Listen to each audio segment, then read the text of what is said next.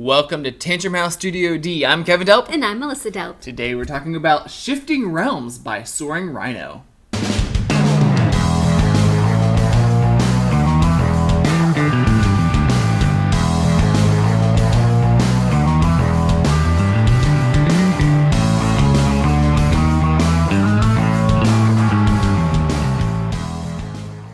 Shifting Realms is a 2 to 4 player game with elements of area control and resource management.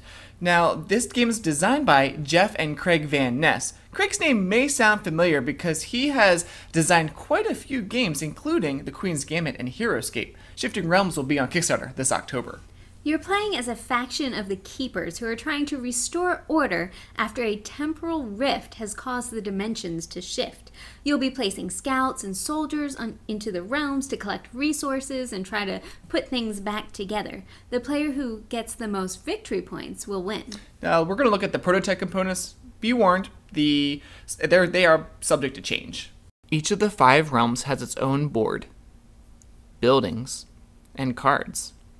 There are resource tokens, a dragon miniature, and scouts and soldiers for each player.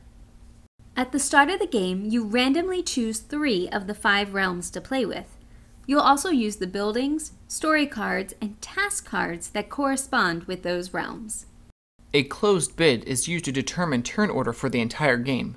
There's an advantage to going earlier because the game ends immediately when the end game conditions are met. To offset that advantage, players later in the turn order start with extra resources.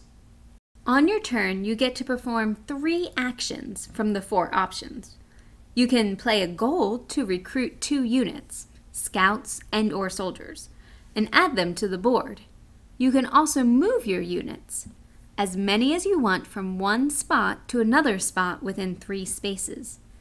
If you get your scouts on the resource locations, you'll collect resources at the end of your turn. Another action you can take is to build a structure. They each have a resource cost and a victory point value. Some also have a benefit, either resource production or special powers.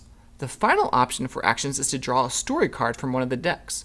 Most of the cards have a one-time use special power that relates in some way to the theme of that realm. You can choose to perform the same action multiple times on your turn. The exception is that you can only draw 2 story cards per turn. You continue playing the game, taking turns, until all the structures are built or 2 of the end game conditions are met. Each realm has its own condition. Things like defeating all of the Troll King tokens, moving the dragon 6 times, drawing all of the story cards. Most of the points are tracked during the game, but at the end of the game, players can score extra points through certain cards in the story decks and by completing task cards. Each player is dealt 3 secret tasks at the beginning of the game, 1 for each realm. Once all the points have been added, the player with the highest score wins. This game provides you with a lot of choices throughout. Which actions do you take and which order do you perform them in? Do you share resource spaces with other people or do you attack them, forcing them off? And then, do you collect a lot of resources and build an engine for the long game?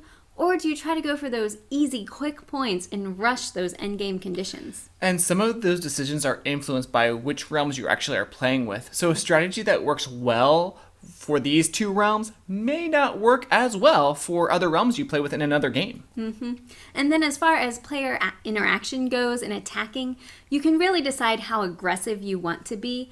Kind of like in Scythe, where attacking is sometimes beneficial but not absolutely necessary all the time. I think this game is similar to that. Some of the cards in the decks do affect other players, but they're not so devastating that it's really, really going to mess them up. The dragon board is the one that's most confrontational. Yeah, I'd agree. Yeah, and though you can hurt other people and force them off the tiles, it's not going to ruin their entire game. I like the different boards in the game, and the illustrations of the card art is pretty good. The graphic design is clear, but maybe a little basic.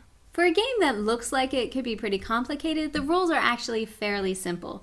Once you have the basics down, there are just a few specific rules to each of the realms, and then the player aid cards are really helpful. Yeah, well, thanks for watching. If you enjoy resource management games or area control games, check out Shifting Realms on Kickstarter, and be sure to subscribe to our channel.